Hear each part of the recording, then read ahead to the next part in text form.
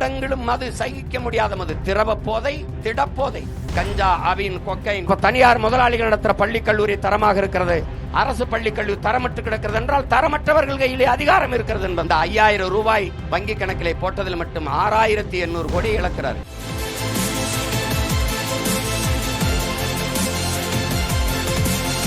எங்களின் உயிரோடும் உணர்வோடும் கலந்து வாழுகின்ற என் அன்பு உறவுகள் அனைவருக்கும் வணக்கம். இதுவரை இந்த மண்ணில் நிலவிய அரசியலை முற்றுமுழுதாக அகற்றி ஒரு தூய அரசியலை கட்டி எழுப்பி ஒரு நல்ல ஆட்சியை மலரச் செய்ய வேண்டும் என்ற பெரும் கனவோடு உங்கள் பிள்ளைகள் இந்த களத்திலே நிற்கிறோம். எங்கள் பயணம் மிக நீண்ட தூரம் கொண்டது. 15 ஆண்டுகளாக நாடெங்கிலும் நடந்து வருகிறோம். என் அன்பு பெற்றோர்களே, தேர்தல் அரசியலில் 10வது ஆண்டில் நிற்கிறோம். என் பாசத்திற்குரிய என் பெற்றோர்களே, உயிருக்கினிய என் உடன் பிறந்தார்களே, உலகெங்கிலும் மாறுதல் என்பது இப்படித்தான் நிகழ்ந்திருக்கிறது. பல்வேறு நாடுகளில் அடிமைப்பட்டு கிடக்கிற தேசிய இனங்கள், உரிமை இழந்து அடிமையாக இருந்த தேசிய இனங்கள் எல்லாம்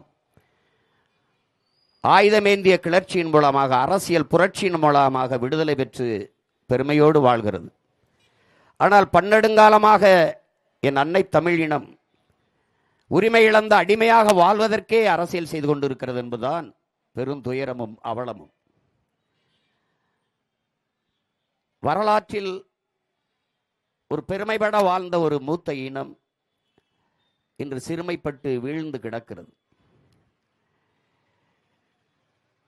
தன்மானத்திற்கான இயக்கம் கண்ட ஒரு இனம் அவமான சின்னமாக இன்று அலைகிறது.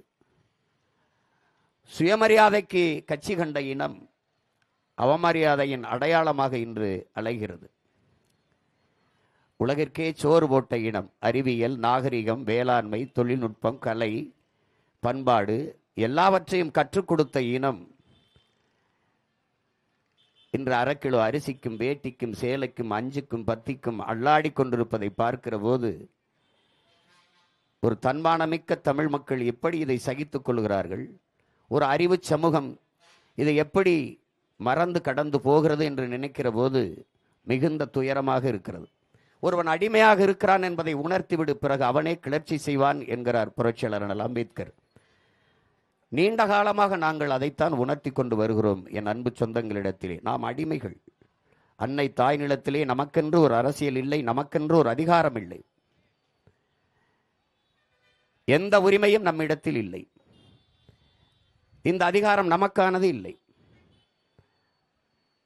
அறிவை வளர்க்கும் ஆசிரிய பெருமக்கள், படிப்பிக்கிற ஆசிரியர் பெருமக்கள் பாதையில் நின்று போராடுகிறார்கள். பகுதி நேர ஆசிரியர்கள் பணி நிரந்தரம் கேட்கிறார்கள்.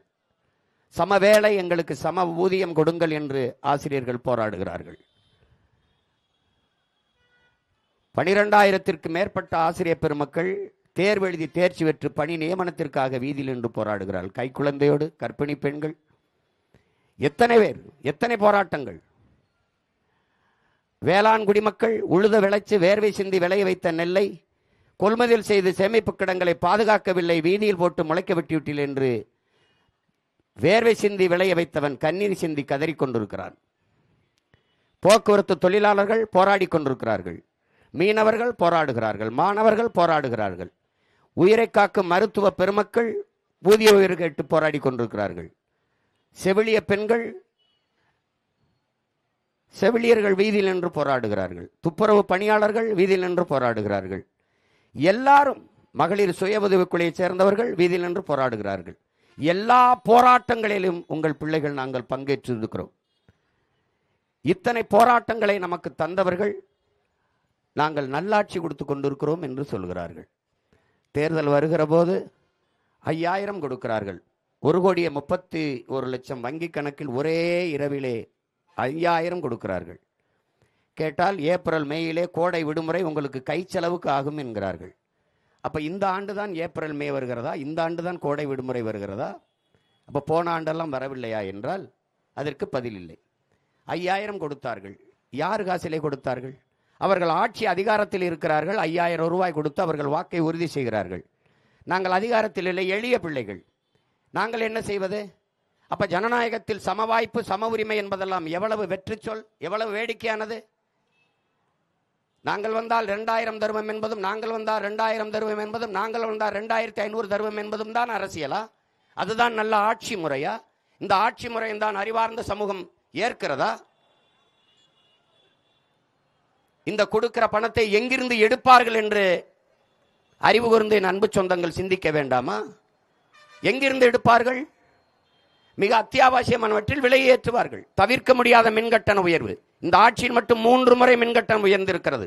சொத்து வரி, ஒரு இடம் வாங்கினால் பத்திரப்பதிவிற்கு கணக்கில்லாத பத்திரப்பதிவு கட்டணம், அத்தியாவசிய பொருள் அரிசி, பருப்பு, பால், முட்டை, நெய், தயிர், இதுகளெல்லாம் விலை ஏற்றம். அப்ப மிக அத்தியாவசியமான ஒன்றிலே அவர்கள் வரியை கூடுதலாக விதித்து இந்த இழக்கிற பணத்தை எடுப்பார்கள். 10.5 லட்சம் கோடி கடனை தொட்டு விட்டது. என் அன்பு சொந்தங்களே, அறிவார்ந்த பெருமக்களே, 10.5 லட்சம் கோடி கடன், 1 லட்சம் கோடி வட்டி. அந்நாட்டின் நிதிநிலை அறிக்கையை பட்ஜெட்டே 3 லட்சம் கோடி தான். அப்ப 1 லட்சம் கோடி வட்டி, 10.5 லட்சம் கோடி கடன். 10.5 லட்சம் கோடி கடனை பெற்று இந்த நாட்டில் நிறைவேற்றப்பட்ட ஒரே ஒரு நலத்திட்டத்தை சொல்ல முடியுமா அவர்களால்? அறிவை வளர்க்கும் கல்வி. ஒரு நாட்டின் வளத்திலே ஆகப்பெரிய வளம் அறிவு வளம். அந்த அறிவை ஏழை, பணக்காரன், உயர்ந்தவன், தாழ்ந்தவன் என்று பாகுபாடின்றி சரியாக, சமமாக, தரமாக கொடுத்து விட்டோம். அப்படி சொல்ல முடியுமா? தனியார் பள்ளி கல்லூரிகளின் தரம் என்ன? தனியார் முதலாளிகள் நடத்துகிற பள்ளி கல்லூரிகளின் தரம் என்ன? அப்ப தனியார் முதலாளிகள் நடத்துகிற பள்ளி கல்லூரி தரமாக இருக்கிறது, அரசு பள்ளி கல்லூரி தரமற்று கிடக்கிறது என்றால் தரமற்றவர்கள் கையிலே அதிகாரம் இருக்கிறது என்பதானே பொருள். எதற்காக அப்ப 10 லட்சம் கோடி கடன்?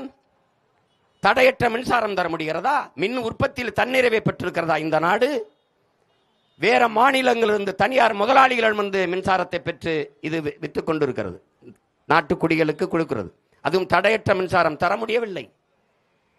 இத்தனை ஆண்டுகளால் மின்சாரத்தின் தேவை எவ்வளவு அவசியமானது என்பதை அறியாத நாடா இது? ஆட்சியாளர்களா இவர்கள்? மின்சாரம் இல்லாத எந்த இயக்கமும் இல்லை. அந்த மின்சாரத்தில் உற்பத்தியில் தன்னிறைவடைய தடையற்ற மின்சாரம் தன் நாட்டு குடிகளுக்கு கொடுக்க திட்டம் இருக்கிறதா? நிறைவேற்றி இருக்கிறதா? இல்லை. பிறகு 1.5 லட்சம் கோடி மின்துறையில இழப்பு. எப்படி வந்தது? எப்படி வந்தது? அரசு போக்குவரத்து துறையிலே 1 லட்சம் கோடி இழப்பு. எப்படி?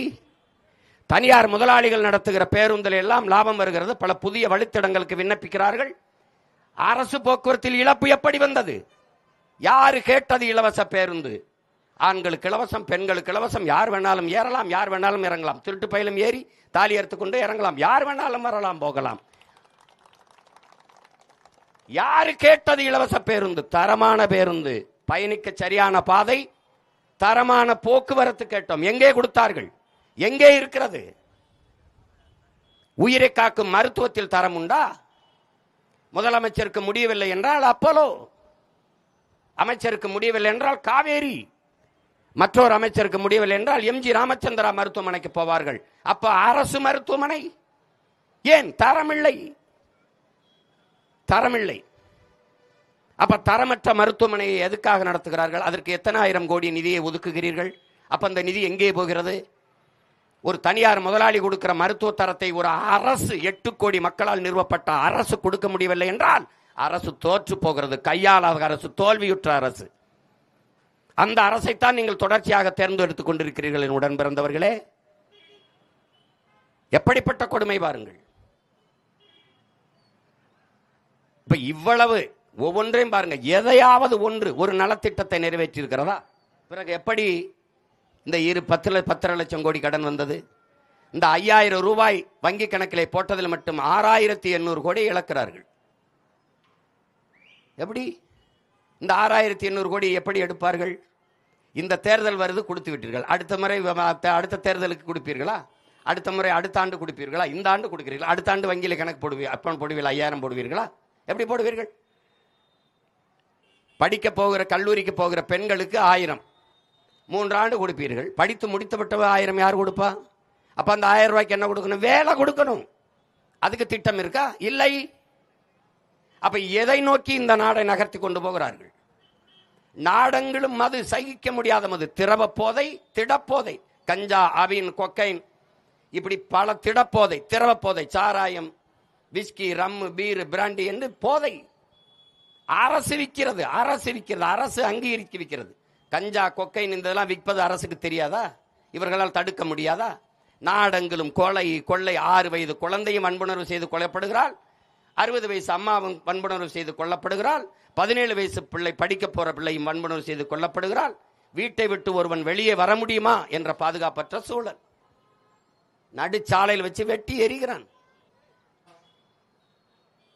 அப்ப எதை நோக்கி இந்த நாடு செல்கிறது? எப்படிப்பட்ட ஆட்சி முறையை இவர்கள் நடத்தி கொண்டிருக்கிறார்கள்? மதுவை வைத்துக்கொண்டு, அரசே மதுவை வித்துக்கொண்டு பெண்களுக்கான பாதுகாப்பு என்பதும் சட்டம் ஒழுங்கும் என்பதும் வேடிக்கையானது. ஒரு வெற்று பேச்சு, வெட்டி பேச்சு. அது எப்படி காப்பாற்றுவீர்கள்? குற்றம் செய்கிற, குற்றச்செயலில் ஈடுபடுகிற 95 பேருக்கு மேலே நிறைந்த போதையில் இருக்கிறான். ஒன்று திடப்போதை அல்லது திரவ போதையில் தான் செய்கிறான். தன்னை மறந்த நிலையில் இவ்வளவு குற்றங்களையும் செய்கிறான். இந்த நாடே ஒரு குற்ற சமூகமாக மாறி நிறுத்தப்பட்டிருக்கிறது. இதை எப்படி தடுப்பது? யார் தடுப்பது? இதையெல்லாம் பார்த்து பார்த்து சகித்து பொறுக்க முடியாமல் தான் உங்களிடமிருந்தே உங்களுக்காக கிளர்ந்து எழுந்து வந்தோம் என் உடன் பிறந்தார்களே. எப்படியாவது இந்த நிலையை மாற்ற வேண்டும் என்று இவர்களுக்கெல்லாம் எதையாவது கொடுத்து, மிக்சி கொடுத்து, கிரைண்டர் கொடுத்து, அண்டா கொடுத்து, பரிசு பெட்டி கொடுத்து, சிலிண்டர் கொடுத்து, எதையாவது கொடுத்து உங்களை ஏமாற்ற வேண்டும் நினைக்கிறார்கள். இந்த நிலையிலிருந்து எப்படியாவது என் மக்களை மாற்ற வேண்டும் என்று நினைக்கிறோம். இது ரெண்டுக்கும் தான் இந்த தேர்தலிலே போட்டி. இவ்வளவு பிரச்சனைகள் இந்த நாடு எதிர்கொள்கிற எல்லா பிரச்சனையும் தந்தது இவர்கள். இதை தீர்க்க வேண்டும் என்று வந்தவர்கள் நாங்கள். 2 பேருக்கும் தான் இந்த தேர்தலிலே போட்டி. அவர்கள் வாக்குக்கு காசு கொடுப்பார்கள். நாங்கள் பணத்துக்கு வாக்கு, நம் இனத்துக்கு தூக்கு என்ற கொள்கையை கொண்டவர்கள். காசை வாங்கி கொண்டு வாக்கு போடுவது என்பது அவமானகரமானது. மதிப்புமிக்க நம் உரிமையை சில ரொட்டி துண்டுகளுக்காக விற்பதென்பது உலகில் அவமானகரமானது என்கிறார் அண்ணல் அம்பேத்கர் அவர்கள். வாக்குக்கு காசு கொடுப்பவன் பாவி, அந்த காசை வாங்கி கொண்டு ஓட்டு போடுபவன் தேச துரோகி என்கிறார் நம்முடைய தெய்வ திருமகன் தாத்தா முத்துராமலிங்க தேவர் அவர்கள். பேரறிஞர் அண்ணா அவர்கள் தங்கத்தை யாராவது தவிட்டிற்கு விற்பானா என்று கேட்கிறார்கள். ஜனநாயகத்தில் மக்களாட்சியை ஏற்றுக்கொண்ட நாட்டிலே மதிப்புமிக்க உரிமை, மக்களிட்ட இருக்கிற வலிமையான கடைசி உரிமை வாக்குதான். அதை விற்பது என்பது எவ்வளவு பெரிய தன்மான இழப்பு, எவ்வளவு பெரிய உரிமை இழப்பு. அறிவார்ந்த தமிழ் சமூக மக்கள் சிந்திக்க வேணாமா? என் அன்பு சொந்தங்கள், ஒருவன் வாக்குக்கு காசு கொடுக்கிற இடத்தில் தான் ஊழல் லஞ்சத்திற்கான விதை ஊண்டப்படுகிறது என்பதை நீங்கள் புரிந்து கொள்ள வேண்டும். அந்த இடத்திலே ஒரு முதலீடு செய்கிறான், ஒருவன் முதலீடு செய்கிறான், 30 கோடி முதலீடு செய்கிறான். இப்ப இந்த திருத்தணி தொகுதியிலே போட்டியிடுகிறோம், 25 கோடி 30 கோடி செய்கிறான். ஒரு ஓட்டுக்கு 500 1000 என்றால் 30 கோடி முதலீடு செய்கிற ஒரு முதலாளி லாப தேவைக்கு முதலீடு செய்வானா, மக்கள் சேவைக்கு முதலீடு செய்வானா என்பதை அறிவார்ந்த என் அன்பு சொந்தங்கள் சிந்தித்து பார்க்கணும். அந்த இடத்திலே வாக்குக்கு காசு கொடுக்கிற இடத்திலே சேவை என்கிற சொல் செத்து விழுகிறது, லாப தேவை என்கிற சொல் பிறந்து விழுந்துகிறது, எழுந்துகிறது. அங்கே மாண்புமிக்க ஜனநாயகம் கொலை செய்யப்பட்டு கேடுகட்ட பணநாயகம் உயிர்த்து எழுகிறது. பணம் இருக்கிறவன் தான் அரசியல் செய்ய முடியும் என்ற நிலை உருவாகுமானால் என் அன்பு மக்களே, இந்த நாட்டில் முதலாளிகளுக்கான அதிகாரம் தான் கட்டமைக்கப்படும். உழைக்கும் அடித்தட்டு மக்கள், 5 விழுக்காட்டு முதலாளிகளுக்கான அதிகாரம். அப்ப 95 விழுக்காட்டு மக்கள், உழைக்கும் மக்கள், பாட்டாளி மக்கள், இவர்களுக்கான அதிகாரம் எங்கே? எங்கே மக்களாட்சி? எங்கே மாண்புமிக்க ஜனநாயகம்? எப்படி இருக்கும்? இந்த ஜனநாயகத்தை கட்டியமைக்கத்தானா நமது பாட்டவர்கள் முன்னவர்கள் தூக்கிலே தொங்கினார்கள், செக்கிழுத்தார்கள், சிறைப்பட்டார்கள், மிதிப்பட்டார்கள், வதைப்பட்டார்கள். இதுக்காக போராடி சுதந்திரம் பெற்றோம். இதற்காகவா? தண்ணீர் விட்டா வளர்த்தோம் சர்வேசா, கண்ணீரால் காத்தோம் இப்பயிரை கருக திருவிழமோ என்கிறார் நமது பாட்டன் பாரதி. இந்த சுதந்திர பயிரை கண்ணீரால் காத்தோம் என்கிறார். இதற்காகவா? அறிவு சமூகம் சிந்திக்க வேண்டாமா? சாதி சொல்லி, மதம் சொல்லி, பணம் கொடுத்து, சாதி அரசியலானால் எங்கே இருக்கும் சகோதரத்துவம், சமத்துவம்? மதம் அரசியலானால் எங்கே இருக்கும் மானித நேயம், மானுட பற்று எங்கே இருக்கும்?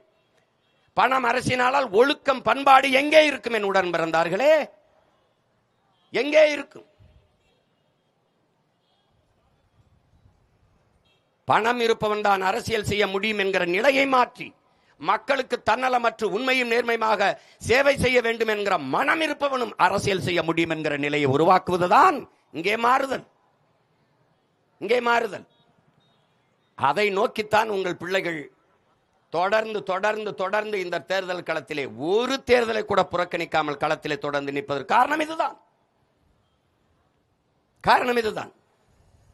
அங்குலம் அங்குலமாக வளர்ந்து வளர்ந்து வலிமையை பெற்று 3வது பெரிய அரசியல் கட்சியாக இந்த நிலத்திலே ₹1 வாக்குக்கு கொடுக்காமல் வளர்ந்து வந்திருக்கிறோம் என்றால் என்னை பெற்ற என் பெற்றோர்கள், என் உடன் பிறந்தார்களை நம்பி மாண்புமிக்க மக்கள், என் மக்கள் இன்னும் ஒரு நல்லாட்சி வர வேண்டும், நல்ல அரசியல் உருவாக வேண்டும் என்று இந்த நாட்டிலே ஏக்கம் கொண்ட எண்ணம் கொண்ட மக்கள் நிறைந்திருக்கிறார்கள் என்ற எண்ணத்தில் தான் தொடர்ச்சியாக இந்திய நாட்டை யார் ஆள்வதிலே உங்கள் மகன் பிரதம வேட்பாளர் இல்லை.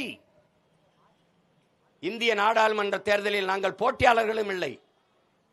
ஆனாலும் புதிய சின்னம் ஒரு வாரத்திற்கு முன்பு கொடுத்த இந்த ஒளிவாங்கி சின்னம், மைக்கு சின்னத்தை 3வது நாளாவது பெற்றில் இந்த சின்னத்தை தேடி 36 லட்சம் மக்கள் வாக்கு செலுத்தி எங்களை அங்கீகரிக்கப்பட்ட ஒரு கட்சியாக உயர்த்தியிருக்கிறார்கள் என்றால் என் மக்கள் போற்றத்தக்கவர்கள், மாண்பு மிக்கவர்கள்.